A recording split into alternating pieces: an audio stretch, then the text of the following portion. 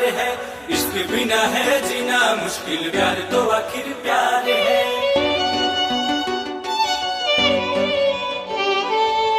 मैंने माना कि तेरा पत्थर का दिल होगा, मैंने माना कि तेरा पत्थर का दिल होगा, लेकिन मेरे बिना जीना मुश्किल होगा। सफर में हम सफर तो बहुत मिल जाएंगे तुम्हें, सफर में हम सफर तो बहुत मिल जाएंगे तुम्हें, लेकिन ना ये मोहब्बत मिलेगी और ना ही कोई मंजिल होगा।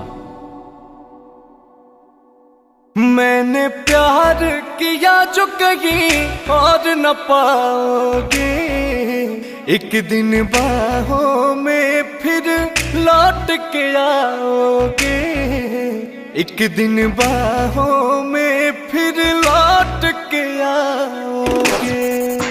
मैंने प्यार किया जो कहीं और न पाओगे, एक दिन बाहों में फिर लौट के आओगे, एक दिन बाहों में फिर लौट के आओगे।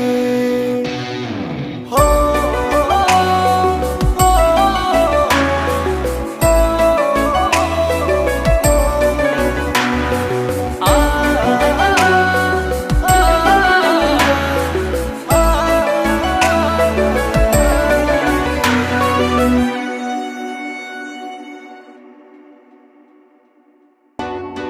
नफरत की आंधियां होंगी, तबाही का मंजर होगा, तब भी मेरा प्यार तेरे दिल के अंदर होगा।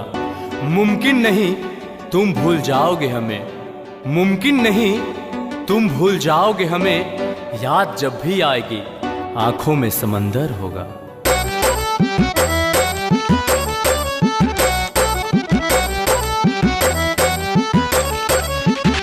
गर याद जो मेरी आई,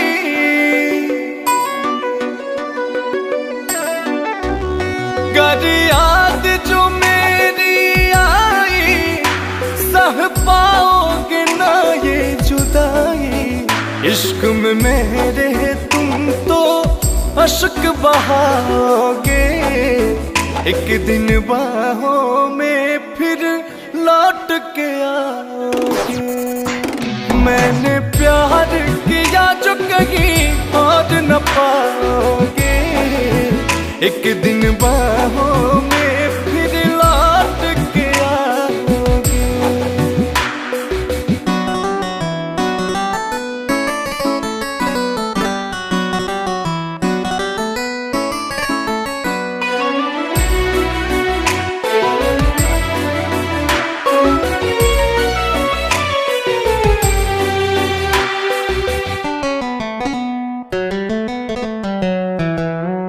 वफा की राह में जो भी मिले गनीमत है, मेरे नजर में तेरे प्यार की बड़ी कीमत है।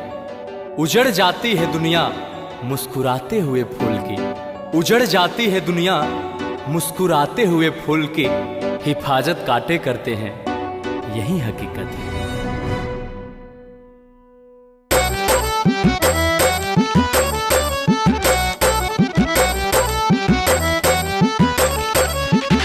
सब झूठ लगे सब झूठा,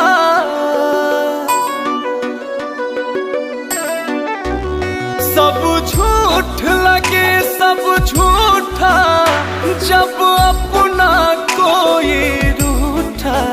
अंकुश राजा बोस तुम मुझको मनाओगे, एक दिन बाहों में फिर लौट के आओगे। मैंने प्यार किया जो कहीं और न पाओगे, एक दिन बाहों